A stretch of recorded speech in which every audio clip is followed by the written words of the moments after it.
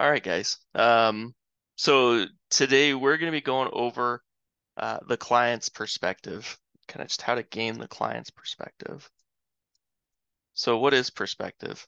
It's a particular attitude towards or way of regarding something, a point of view. This is influenced by your personal experience, values, level of risk aversion, state of mind, knowledge on the subject, assumptions regarding the situation, and the list can go on. So take a minute and think about that. That's, some of that's pretty concrete, the personal experiences, your values, risk aversion, that sort of stuff that, it's kind of set for the most part. Your state of mind, I mean, you could really have a different perspective, um, the next day on something. Knowledge on the subject, that's something that's going to change as you gain knowledge on something. So, there's multiple components to this. It's some of it's kind of ingrained, and some of it's going to be, you're going to work with clients that, they may change their perspective. So just something to think about there. So two perspectives of the same interaction, kind of like what Dave was saying at the start there.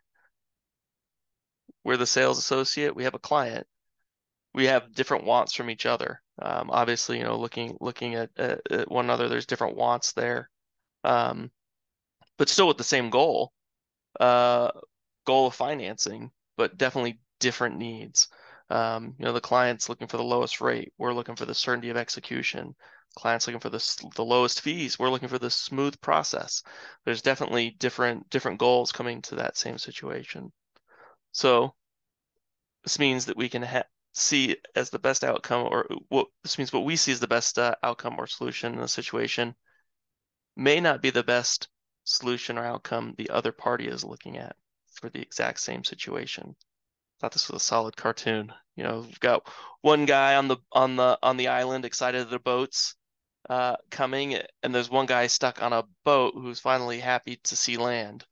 Both of them are definitely seeing that from different perspectives, but both in the exact same situation essentially. So consulting clients will require you to view situations from their perspective while guiding them to their optimum realistic solution from your perspective. So take a minute and think about that. When you're consulting your clients, you need to guide them to based on their perspective, what they want, where they're headed.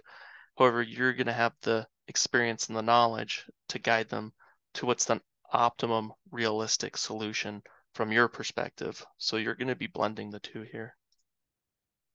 So let's talk about how we can achieve that. So it's going to be ask questions. And I think I kind of caught you all on this one because nobody batted an eye when I said clients' goals are going to be lowest rate, lowest fees, quickest closed, highest leverage. You can't be making assumptions. That's what the key here is. When we first face a client, it's probably pretty easy to think, yeah, we know what the client wants. They want the lowest fees, quickest close, lowest leverage or highest leverage. Um, that's what's gonna trip us up. So we need to be asking questions. So what questions can you ask to understand the client's expectations and financing goals? And I know that we have a lot of those questions in our uh, uh, um, you know, upfront application, but beyond that, what do you guys think when you sit down with a client? What are some thoughts that come to mind, or some questions you always like to ask? So some things I like to ask are like, what experience do you have in investing or purchasing commercial real estate? Mhm. That's a good one. Skylar, how about you? What comes to mind for you when you're working with a client, either new or somebody you've had multiple conversations with? Usually if it's, specific to something they're trying to do right now or in the future, I, just ask them like what's most important to you, whether it's terms or lowest rate, whatever it is, like what's most important to you and Mm, kind of what's your plan with your business or with this investment property. that's a good one too. I like that. Yeah, I was, Dave. yeah, a couple of things. I would say I try to look at the past. So I'll ask questions like, walk me through how you guys have typically financed your projects historically. Hmm. You gain a lot of just, wisdom on, how they've structured things, right? Hmm. Historically, and then, helps you start gaining perspective on like how they see things. Hmm. Uh, and then, maybe just even in the present of like, hey, what's been causing the biggest challenge for you presently. Hmm. uh so those are just a couple of the quick things. No, I like that. That's good. Yeah, you're getting ahead of us on the past financing, and I like that. That's good. So But no, you're good. But yeah, that's solid. And these were some of the questions I had come up with. These are just some ones that popped into my mind of, you know, what are your main pain points with the project currently? What deadlines are you facing? What does success look like to you on the financing side? What options have you already explored for financing? What are the key components you are looking for with financing? Is there anything I should be aware of regarding the financing needs that I may not be aware of? So some of them, more open-ended questions can lead to good solid answers too. So, but thanks for sharing there, guys. So now we have a clear picture of where the client is coming from. Or do we? Maybe we should ask some more questions. This is kind of where Dave was alluding to earlier there. So back to our definition, we're looking at knowledge, values, but the past experiences, the state of mind, what's happened in the past comes into this, and what's happening outside. So when we look at the client, we can't just look at the two-dimensional of what do they want from us? What are they trying to achieve? That's not going to give us a clear perspective. We need to be looking at the outside factors, which some of these, again, I'm just putting together a list, essentially assumptions, of what could be driving this, concerns of the financial future. Investors aren't moving quickly. Some of these might not even be related to the project. Client has to pay for his daughter's wedding. That's a big expense. That's, gonna make him a little less likely to spend quickly. Getting burned out with, developing properties. Maybe this is, something where it's decided that, hey, this might not be the what I want to be getting into continuously. And then the future plans. What if the plan is to sell the project in 2 years, or buy out the partner in 1 year, start phase two in 5 years, or retire in 10? You know, there's a lot of things that will be influencing the client's perspective of what's going on presently, based on what the plans are for the future. So, what questions can we ask to understand the client's outside factors and future plans? So I think, Dave, your question of, how have you traditionally financed in the past or whatnot is a good solid one. Um, what else, Skylar or Dan? What comes to mind, when you're, working with a client, what sort of questions do you ask, or could you ask, that could uncover some of those outside influences? Yeah, so one that I would think of is like, are you in any like legal lawsuits or like any kind of issues that are with like any back owed taxes or legal Mm, liabilities and stuff like that? Because those are usually the things that people are really embarrassed to share unless you yeah. ask to share them. So, Yep. generally speaking, I've had one client since I've started that actually offered that information without me asking. So, Mhm. Interesting. Yeah, that's very true. Yeah, normally the legal or the personal stuff, it's you have to build rapport. When you do ask specifically, it definitely um, does prompt them to bring that stuff up, but you definitely have to build rapport before that stuff will start coming to the surface. How about you, Skylar? Yeah, I honestly have not I guess done too much of this. I never really considered that too much. The only thing that I asked, I guess that kind of pertains to it is what you already had is just like what's your plan for this project, or what's your timeline? Are you looking to buy and hold or sell or stuff like that? Yeah, no, those are good questions too, because yeah, you can't get a perspective of what they're trying to accomplish, or what their concerns will be, if you don't know what their plans are. And again, these are just some ones that randomly came to mind. But what keeps you up at night regarding this project? What future plans do you have for this development? Just like Skylar had mentioned, a year from now, what do you hope to have completed with this project? What factors outside this project could impact your success? Other than the project, what else do you have on your plate that I should be aware of? Uh, Tell me about your past projects. What difficulties did you run into? So, just some, and each client's going to be different, and you're going to ask some of these questions and find that it's going to lead to more questions, and that's the main part of and really the only way to gain the client's perspective is going to be asking questions is going to be a huge portion of it. So. Yeah, getting a clear picture of the client's current situation is the first step to seeing from their perspective. However, this is just the start. Now you need to put your brain muscles to use with visualize in detail and empathize in moderation. So visualize in detail. So this is where you need to put yourself in the client's shoes. This is where seeing the client's perspective begins. Using the information gathered from questions asked, see yourself in the same with the same project before you. The deadlines, the other parties you must work with, the time and money placed into the project. What could derail it?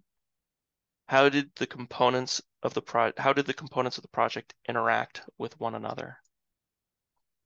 Press in to see the correlation between the client's expectations, financing goals, outside influences, and future goals.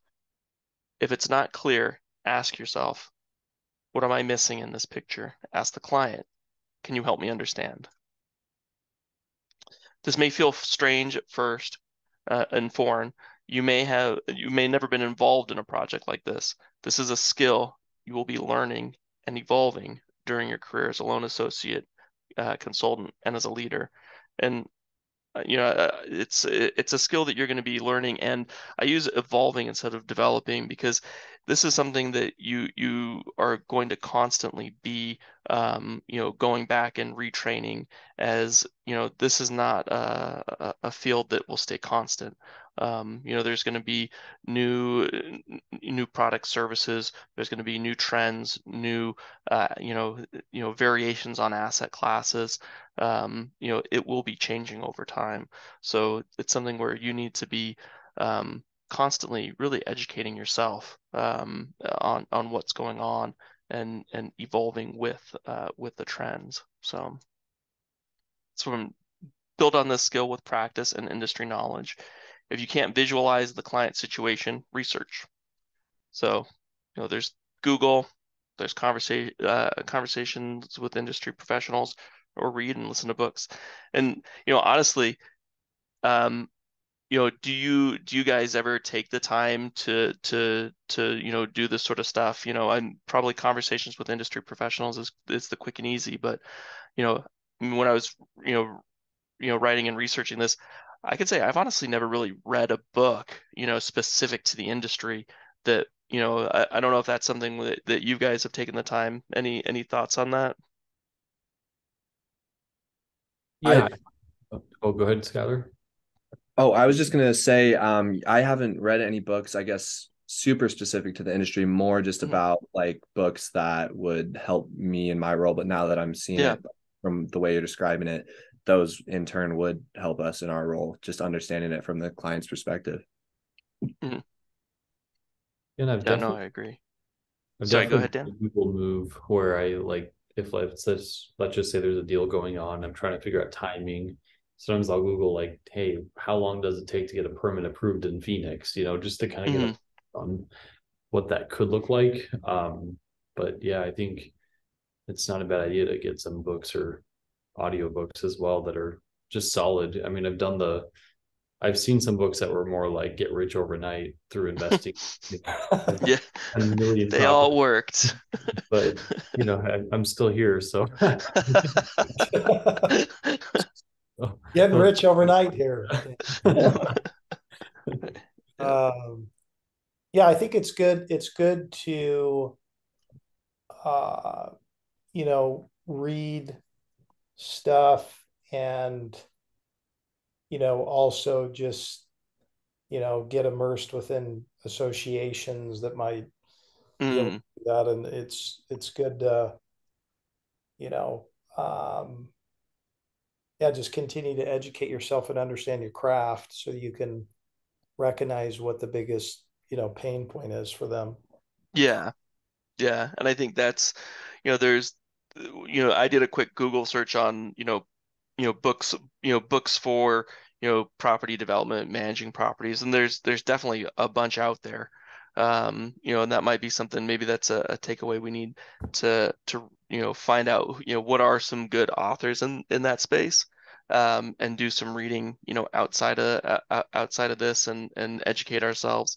Because I think that, that's something that will take uh, looking from the client's perspective, it'll take it to the next level. When you actually understand, you know, the process that they have to go through. And again, it's probably going to be different for each, municipality, asset class, things like that. But I think it's going to be a core knowledge that will benefit us greatly. So I think that might be a takeaway Tom, for us. you said something that kind of made my mind pop here. Mhm. Not that there's a whole lot up there, but the um, what would be really fascinating is if all of us kind of put together a survey, Mhm. like, what we would believe the top frustrations are, for developers slash investors in the Mhm. in the multifamily industrial space. And we actually did like a month long, push to try to get these surveys filled out, Mhm.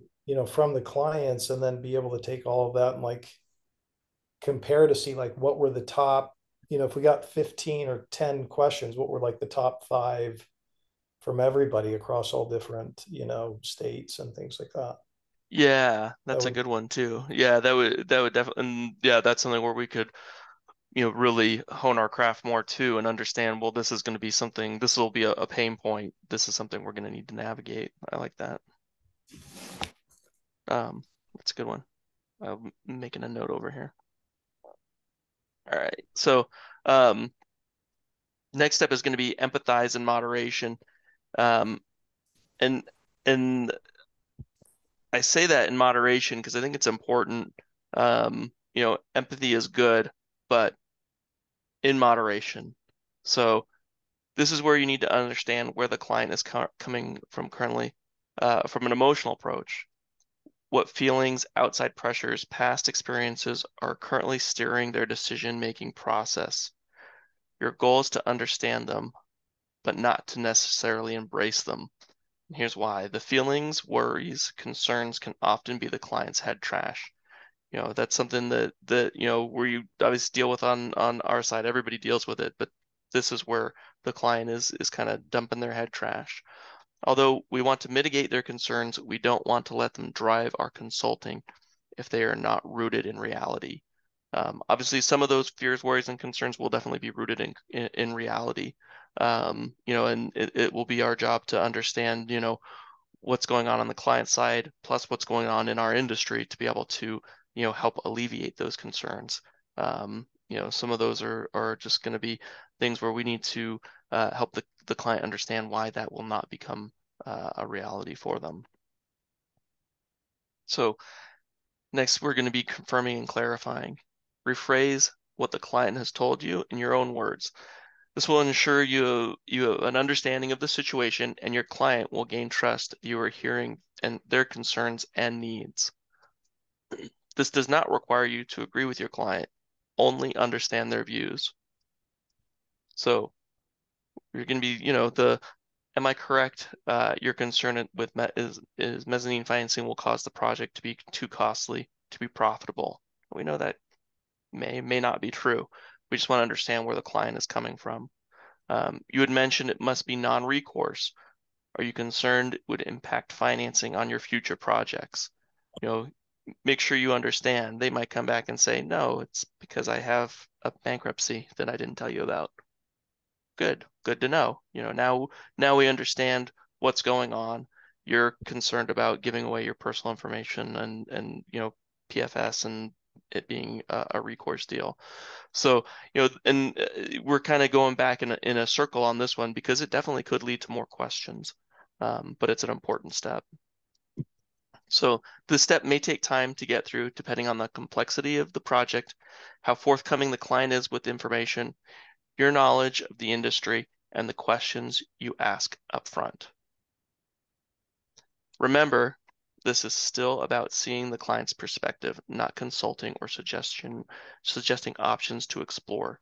It's key that you hold off from this until you have a clear picture of the client's perspective, as you may be giving bad advice or walking into a client's objection that you may not have seen coming. So the next steps. Once you've confirmed you have a clear understanding of the client's perspective, their goals, their outside influences, their concerns, it's time to put on your consulting cap. But that's for a conversation for another time. So some takeaways. This is a skill, not a process. So seeing from the client's perspective is going to be something that you can't just follow a process and say, oh, I have their perspective. It's something that will take repetition, it will take learning, it will take mistakes, and it's something that will be something that it's a new muscle, in your mind that you're going to have to be exercising. However, if you follow this process, you will build on the skill. So if you follow the process of trying to take a view from the client's perspective, you will build this skill. It's something that you can do. You just need to put the effort into it. Assumptions will only give you your perspective of the client, not the client's perspective. So remember, going in, meeting with the client, asking the questions, start with a clean slate. Don't assume that because they're successful that they have a clear grasp on what's going on the financing side. Don't assume that they are backed by a strong personal financial statement. Don't assume that they don't have any issues on the legal side. Ask the questions, never assume. Discern the facts, but acknowledge the emotions. So remember, you need to make sure that we're operating with facts, but acknowledge that the clients bring in their head trash and their concerns to the table. That's something that we definitely have to acknowledge and navigate. That's where their